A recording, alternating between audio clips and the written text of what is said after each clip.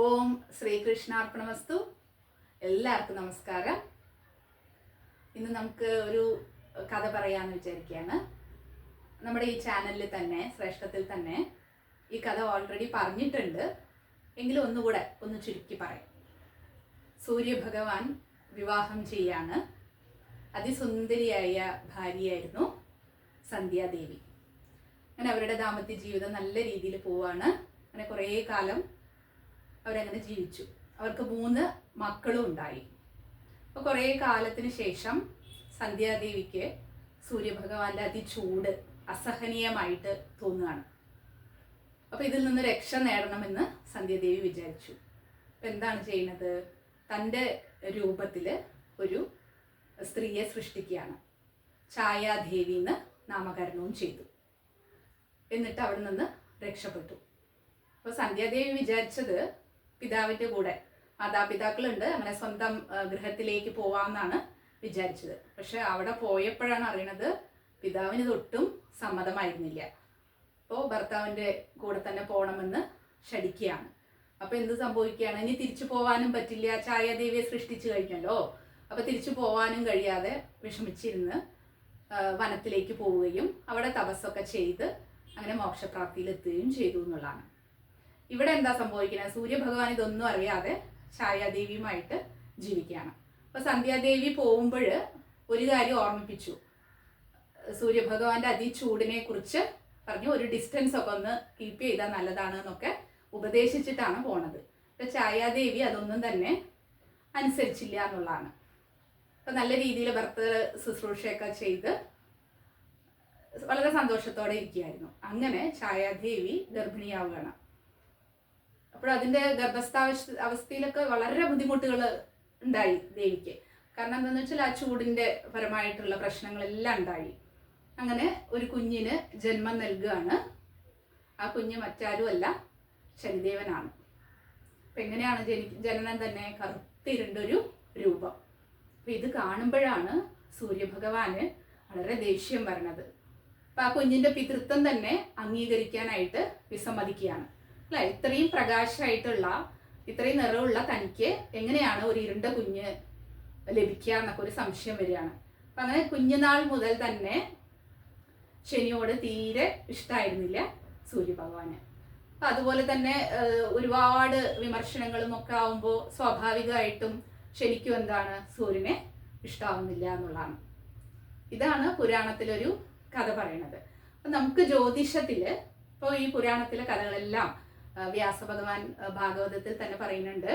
കുറേ കാര്യങ്ങൾ നമുക്ക് വളരെ വ്യക്തമായിട്ട് മനസ്സിലാക്കാൻ വേണ്ടിയിട്ട് സൃഷ്ടിയിലൂടെ, അദ്ദേഹത്തിൻ്റെ സങ്കല്പ സൃഷ്ടിയിൽ തന്നെ കുറേ കഥാപാത്രങ്ങളെ ഉണ്ടാക്കിയിട്ടുണ്ട് എന്നുള്ളത്. അതുപോലെ ആയിരിക്കും ഓരോ കഥകൾക്ക് പിന്നിലും ഏതോ ഒരു രഹസ്യം ഒളിച്ചു വെച്ചിട്ടുണ്ട് എന്നുള്ളതാണ്. അപ്പം അതുപോലെയാണ് സൂര്യൻ, ശനി, ശത്രുക്കൾ. അപ്പം നമ്മൾ ജ്യോതിഷത്തിൽ എടുക്കുമ്പോൾ നമുക്ക് വ്യക്തമായിട്ട് മനസ്സിലാക്കാൻ പറ്റും. സൂര്യൻ്റെ എല്ലാം കൊണ്ട് ഓപ്പോസിറ്റ് ആയിട്ടുള്ള കാരകത്വമാണ് ആർക്കുള്ളത്? ശനിക്കുള്ളത്. അപ്പോൾ സൂര്യൻ പിതാവിനെ സൂചിപ്പിക്കുന്നു. അപ്പോൾ മകൻ എന്നുള്ളതാണ്. അത് പ്രകാശഗ്രഹമാകുമ്പോൾ ഇത് തമോഗ്രഹമാണ്. അങ്ങനെ എല്ലാം കൊണ്ടും ഓപ്പോസിറ്റാണ്. അവിടെ ഉടമ എന്ന് പറയുമ്പോൾ ഇവിടെ അടിമ എന്ന് വരും. അങ്ങനെ ശനിയുടെയും സൂര്യൻ്റെയും കാരകത്വം എൻറ്റയർലി ഡിഫറെൻ്റ് ആണ്. അപ്പോൾ ആ ഒരു പോയിന്റിലേക്ക് നമ്മളെ എത്തിക്കാനായിരിക്കും ഇതുപോലെയുള്ള കഥകൾ പറഞ്ഞു തന്നിട്ടുള്ളത് എന്നുള്ളത് തോന്നിപ്പോവാറുണ്ട്. അപ്പോൾ ശരിക്കും നമ്മുടെ ഒരു ജാതകം എടുക്കുമ്പോൾ ഈ സൂര്യ ശനി കോമ്പിനേഷൻ വരുമ്പോൾ അതിൻ്റെതായിട്ടുള്ള ബുദ്ധിമുട്ടുകൾ ഫേസ് ചെയ്യേണ്ടതായിട്ട് വരും. അപ്പോൾ ഇവിടെ പിതൃമരണം ആർക്ക് എന്നതാണ് നമ്മുടെ ഇന്നത്തെ വിഷയം. അപ്പോൾ അതിന് വേണ്ടിയിട്ടൊരു ജാതകം നമ്മൾ അനലൈസ് ചെയ്യാൻ പോവാണ്. ഒരു അമ്മയ്ക്ക് 5 മക്കളുണ്ടെന്ന് വിചാരിക്കാം. അപ്പോൾ ഈ 5 മക്കളുടെ ജാതകത്തിലും ആ പിതൃമരണത്തിൻ്റെ ഇൻഡിക്കേഷൻസ് ഉണ്ടാവുന്നുള്ളതാണ്. അപ്പം ഇവിടെയൊക്കെയാണ് നമ്മുടെ കർമ്മ എത്രമാത്രം നമ്മൾ മുൻജന്മത്തിൽ ചെയ്തിട്ടുണ്ട്, അതിൻ്റെ ഒരു ബാക്കി പത്രമാണ് ഈ ജീവിതം എന്നൊക്കെ മനസ്സിലാക്കണം എന്നുണ്ടെങ്കിൽ അത് എത്ര വ്യക്തമായിട്ടാണ് ജ്യോതിഷത്തിൽ അത് പരാമർശിക്കുന്നത്, ഇൻഡിക്കേറ്റ് ചെയ്യണ ഓരോ ഗ്രഹങ്ങളും എന്നുള്ളത് അത്ഭുതം തോന്നാറുണ്ട്. അതിനൊരു ഉത്തമ ഉദാഹരണമാണ് ഇവിടെയുള്ള 5 ജാതകങ്ങൾ എന്ന് പറയുന്നത്. അപ്പോൾ കുഞ്ഞുനാളിൽ തന്നെ അച്ഛനെ നഷ്ടപ്പെട്ട 5 കുട്ടികൾ. അപ്പൊ തീർച്ചയായിട്ടും ആ 5 മക്കൾക്കും എന്തുണ്ടാവണം അവരുടെ ജാതകത്തില്? പിതൃമരണം ഇൻഡിക്കേറ്റ് ചെയ്തിരിക്കണം. ആ അമ്മയ്ക്കും വൈദവ്യ ദോഷവും അവിടെ ഇൻഡിക്കേറ്റ് ചെയ്യും എന്നുള്ളതാണ്. അപ്പൊ ഉദാഹരണത്തിലൂടെ നമുക്ക് നോക്കാം. ആദ്യത്തെ മോന്റെ ജാതകമാണിത്. അപ്പൊ അതിൽ എങ്ങനെയാണെന്ന് വെച്ചാൽ ലഗ്നം എന്ന് പറയുന്നത് തുലാം ലഗ്നമാണ്. അപ്പോൾ നമ്മൾ ആദ്യം ശ്രദ്ധിക്കേണ്ട കാര്യങ്ങൾ എന്തൊക്കെയാണ്? പിതാവ് എന്ന് പറയുമ്പോൾ സൂര്യൻ, രണ്ടാമത്തെ പോയിന്റ് എന്ന് പറയുന്നത് 9ാം ഭാവം ഭാവാധിപൻ, അടുത്ത പോയിന്റ് എന്ന് പറയുന്നത് ചിങ്ങം രാശി.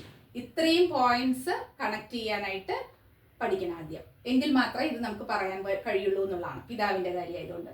അപ്പൊ ഇവിടെ പിതാവിന്റെ മരണം സംഭവിക്കുന്നു. അപ്പൊ ഇവിടെ എന്ത് കോമ്പിനേഷൻ വരുന്നുണ്ട്? ശനിയുടെയും സൂര്യന്റെയും കോമ്പിനേഷൻ വരുന്നുണ്ട്. അപ്പൊ തുലാം ലഗ്നമാണ്. 9ാം ഭാവത്തില് ശനി നിൽക്കുന്നുണ്ട് കേതുവിനോടൊപ്പം.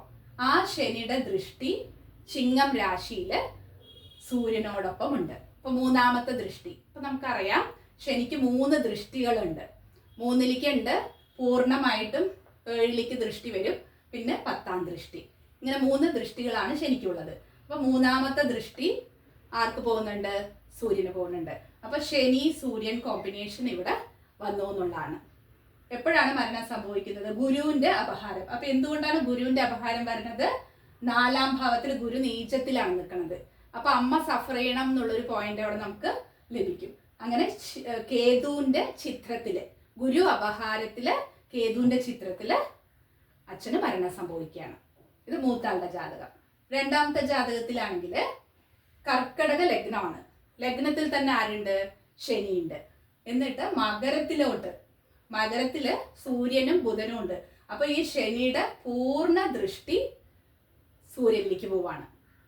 അതാണ് ഇവിടെ സംഭവിക്കുന്നത്. ഇത് എപ്പോഴാണ് മരണം സംഭവിക്കുന്നത്? ഗുരുവിന്റെ അപഹാരം രാഹുവിന്റെ ചിത്രം വരുമ്പോഴാണ് അച്ഛൻ മരണപ്പെടുന്നത് എന്നുള്ളതാണ്. അപ്പൊ ഇവിടെയും സർപ്പം എന്ന് പറയുന്നത് 4ാം ഭാവം. അപ്പൊ അമ്മയ്ക്കൊരു കഷ്ടം കൊടുക്കേണ്ട ഒരു അവസ്ഥയാണ്. 4ാം ഭാവം എന്ന് പറയുന്നത് മാതാവിനെ സൂചിപ്പിക്കുന്ന ആ ഒരു സമയമാണ് എന്നുള്ളതാണ്. ഗുരുവിന്റെ അപഹാരം എന്ന് പറയുന്നത് 9ാം ഭാവം ഗുരുവാണ്.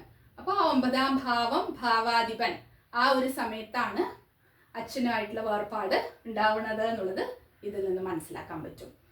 അടുത്തത് 3ാമത്തെ കുട്ടിയുടെ ജാതകമാണ്. അപ്പൊ ഇതിലെന്ന് പറയുന്നത് ലഗ്നം കുംഭലഗ്നാണ്. കുംഭലഗ്നാണ്. ശനി എവിടെ തന്നെ നിൽക്കുന്നുണ്ട്? ചിങ്ങം രാശിയിൽ തന്നെ നിൽക്കുന്നുണ്ട്. അപ്പൊ ചിങ്ങം രാശി എന്ന് പറയുന്നത് സൂര്യന്റെയാണ്. അപ്പൊ അവിടെ തന്നെ ശനി പ്ലേസ് ചെയ്തിട്ടുണ്ട്. പിന്നെ സൂര്യൻ എവിടെയാണെന്ന് നോക്കിയാൽ സൂര്യനും ബുധനും സർപ്പവും കൂടെ കന്നി രാശിയിലുണ്ട്. അപ്പൊ ഈ രാഹു സൂര്യൻ എന്നുള്ളത് എന്ത് സംഭവിക്കുകയാണ്? ഗ്രഹണം സംഭവിക്കുകയാണ്. അപ്പൊ രാഹുവും സർപ്പവും കൂടെ വന്നു കഴിഞ്ഞാൽ തന്നെ ആ സൂര്യന്റെ പ്രഭാവത്തെ രാഹു വിഴുങ്ങി എന്നുള്ളതാണ്. അപ്പൊ അവിടെ ഒരു പ്രശ്നം വന്നു കഴിഞ്ഞു. ഓൾറെഡി ചിങ്ങത്തില് ശനിയുടെ പ്ലേസ്മെന്റും ഉണ്ട്.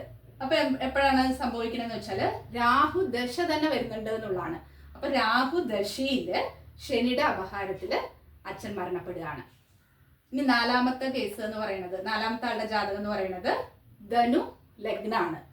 10ാം ഭാവത്തില് സൂര്യനും ശനിയും ഗുരുവും ഉണ്ട്. അപ്പൊ അവിടെയും സൂര്യൻ ശനി എന്നുള്ള കോമ്പിനേഷൻ വന്നു. ജനനം തന്നെ ശനി ദശയിലും വന്നു എന്നുള്ളതാണ്. അപ്പോൾ ശനി ദശയിൽ തന്നെ രാഹുവിന്റെ അപഹാരത്തിൽ മരണസമയം. കാരണം രാഹുവിന്റെ അപഹാരം എന്ന് പറയുന്നത് 8ാം ഭാവത്തില് രാഹുവാണ്. അപ്പോൾ സ്വന്തം ജീവൻ എടുക്കുന്ന പോലെ മരണതുല്യമായിട്ടുള്ള വേദന കൊടുക്കേണ്ട സമയമാണ് രാഹുവിന്റെ അപഹാരങ്ങൾ എന്ന് പറയുന്നത്. അപ്പൊ ശനി ദശയില് സൂര്യന്റെ അപഹാരത്തിൽ തന്നെ 10 വയസ്സ് പ്രായമാകുമ്പോൾ തന്നെ അച്ഛൻ മരണപ്പെടുകയാണ്. ഇനി 5ാമത്തെ കുട്ടിയുടെ ജാതകമാണ്. ലഗ്നം എന്ന് പറയുന്നത് മീന ലഗ്നാണ്. ഇവിടെയും 10ാം ഭാവത്തില് രവി ബുധൻ ഗുരു കോമ്പിനേഷൻ വരുന്നുണ്ട്. ഇവിടെ എന്താ സംഭവിക്കുന്നത്? 8ാം ഭാവത്തില് ശനിയുണ്ട്. ഭാവാധിപനായിട്ടുള്ള ശുക്രനുമായിട്ടുള്ള യോഗമാണ്. അഷ്ടമാധിപനാണ് ശുക്രൻ ഇവിടെ. അപ്പൊ ഒരിക്കലും ശനി ഇവിടെ ഉച്ചം ചെയ്തിട്ട് ശുക്രനും ശനിയും എന്നുള്ള ബന്ധം സാധാരണ രീതിയിൽ നല്ലതാണ്. പക്ഷെ അഷ്ടമഭാവമാണ്. അഷ്ടമഭാവം ബലപ്പെടാൻ പാടില്ല അല്ലെ? നമ്മുടെ ലഗ്നമൊക്കെയാണ് നല്ല ബലപ്പെടേണ്ടത്. അഷ്ടമഭാവം ബലപ്പെടുക എന്ന് പറയുന്നത് എന്താണ്? അതികഠിനമായിട്ടുള്ള വേദനകളും രോഗങ്ങളും ദുരിതങ്ങളും ഒക്കെ അനുഭവിക്കുക എന്നുള്ളതാണ്. അപ്പൊ അഷ്ടമഭാവം ഇവിടെ വരികയാണ്. ശുക്രനും ശനി. അപ്പൊ ശനി എന്ന് പറയുന്നത് തുലാം രാശിയിൽ ഉച്ചനുമാണ്. അപ്പൊ അത്രയ്ക്ക് മോശമായിട്ടുള്ള ശനിയുടെ ദൃഷ്ടി എവിടേക്ക് വരുന്നുണ്ട്. അപ്പൊ ശനി മാത്രമാണ് ഇവിടെയെങ്കിൽ കൂടെ ആ ദൃഷ്ടിക്ക് ഒരു കുറച്ച് കുറവുണ്ടാവും. ഇത് ശുക്രനുമായിട്ടും കൂടെ കണക്ഷൻ വന്നു, അഷ്ടമാധിപന്റെ കണക്ഷനും കൂടെ വന്നു. അപ്പൊ വളരെ തീവ്രമായിട്ടുള്ള ദൃഷ്ടിയാണ് ഇവിടെ സൂര്യനെ നോക്കുന്നത് എന്നുള്ളതാണ്. അപ്പോൾ ആ സമയത്ത് ഏത് സമയത്താണ് ഈ കുട്ടിയും ജനിച്ചത് ശനിയുടെ നക്ഷത്രത്തിൽ തന്നെ ആയതുകൊണ്ട് ശനി ദശ ആദ്യം വന്നു എന്നുള്ളതാണ്. അപ്പൊ ശനി ദശയില് സൂര്യന്റെ അപഹാരത്തില് അച്ഛന് മരണം സംഭവിച്ചു. ഇത്രയും കോമ്പിനേഷനിൽ നിന്ന് നമുക്ക് മനസ്സിലാക്കാൻ പറ്റും ആ ശനി സൂര്യൻ എന്നുള്ള കോമ്പിനേഷൻ എങ്ങനെയാണ് മാറ്റം വരുന്നത് എന്നുള്ളത്. അപ്പോൾ പെട്ടെന്ന് തന്നെ ഒരു ജാതകം കണ്ടു കഴിഞ്ഞാൽ ഇങ്ങനെയുള്ള കോൺസെപ്റ്റ് ഒക്കെ പറഞ്ഞു തരുമ്പോൾ എനിക്കുള്ളിലുള്ളൊരു ഭയം എന്താണെന്ന് വെച്ചാൽ, ആദ്യമായിട്ട് ജ്യോതിഷം പഠിക്കുന്നവരാണെങ്കിൽ ഒരു ശനിയുടെ സൂര്യൻ്റെ കോമ്പിനേഷൻ കണ്ട ഉടനെ എൻ്റെ കുഞ്ഞിന് ഇങ്ങനെ ഉണ്ടാവുമോ എന്നുള്ളൊരു ഭീതിയൊക്കെ ഉണ്ടാവും. അപ്പോൾ തീർച്ചയായിട്ടും അങ്ങനെ ഭയപ്പെടാനുള്ളൊരു ശാസ്ത്രമല്ല, അതിനുവേണ്ടി പറഞ്ഞല്ല. അതിൽ നമുക്ക് കുറേ പ്രോബ്ലംസ് ഉണ്ടെങ്കിൽ അതിനെ ഓവർകം ചെയ്യാനുള്ള സൊല്യൂഷൻസ് കുറേ ഉണ്ട്. അപ്പോൾ ആ ശനിക്ക് ഒരു ശുഭദൃഷ്ടിയൊക്കെ വരികയാണ്, അങ്ങനെ ശനിക്ക് പാപത്തും ഇല്ലാതാവുക, പിന്നെ അദശ വരാതിരിക്കുക. ഇപ്പോൾ ഒരു 60 വയസ്സിലാണ് രാഹുദശ വരുന്നത്. ഇപ്പോൾ നമ്മൾ 3ാമത്തെ ജാതകത്തിൽ പറഞ്ഞു.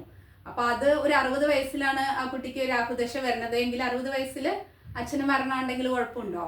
ഇല്ല അല്ലേ? അപ്പോൾ അങ്ങനെ കുറേ അതിനെ ഓവർകം ചെയ്യാനുള്ള സൊല്യൂഷൻസ് ഉണ്ട്.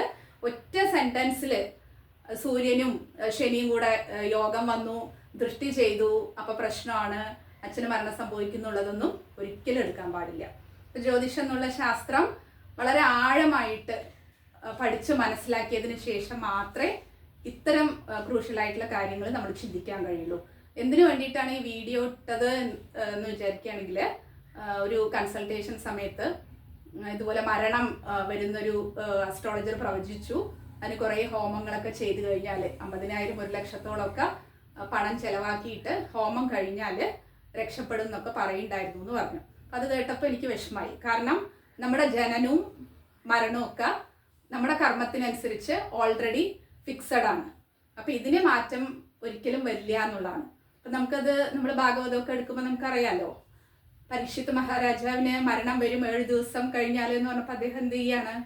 ഭാഗവതം കേൾക്കുകയാണ്. അതും ശുഗമുനിയുടെ വായിൽ നിന്ന്. അത്രയും മഹത്തരമായിട്ട് അദ്ദേഹം കേട്ടിട്ട് അദ്ദേഹത്തിന് മരണം സംഭവിക്കാതിരുന്നോ? ഇല്ല. എന്ത് സംഭവിച്ചു? ആ മരണഭീതി മാറി, വളരെ സധൈര്യം മരണത്തെ സമീപിച്ചു. അപ്പോൾ നമുക്ക് പരിഹാരങ്ങൾ കൊണ്ട് നമുക്കൊരു പ്രശ്നം വരുമ്പോൾ അത് ഓവർകം ചെയ്യാനുള്ള കോൺഫിഡൻസ് ലഭിക്കും. അല്ലാതെ നമ്മുടെ മരണം പോലെയുള്ള കാര്യങ്ങളെ നമുക്ക് ഒരിക്കലും തടുത്തു നിർത്താൻ പറ്റില്ല. അത് നമ്മുടെ ഗർഭസ്ഥ ശിശുവായിരിക്കുമ്പോൾ തന്നെ ആ കുട്ടി എത്ര കാലം ജീവിക്കുന്നുള്ളത് പ്രിഡിക്റ്റ് ചെയ്ത് വെച്ചിട്ടുണ്ട്, ഓൾറെഡി ഫിക്സഡ് ആണ്. അപ്പം നമുക്ക് ഈ ജ്യോതിഷം എന്നുള്ള ഈ ശാസ്ത്രം വളരെ നല്ല രീതിയിൽ മനസ്സിലാക്കുമ്പോൾ അത് എപ്പോൾ സംഭവിക്കും എന്നുള്ളതൊക്കെ കാൽക്കുലേറ്റ് ചെയ്ത് പറയാമെന്ന് മാത്രമേ ഉള്ളൂ.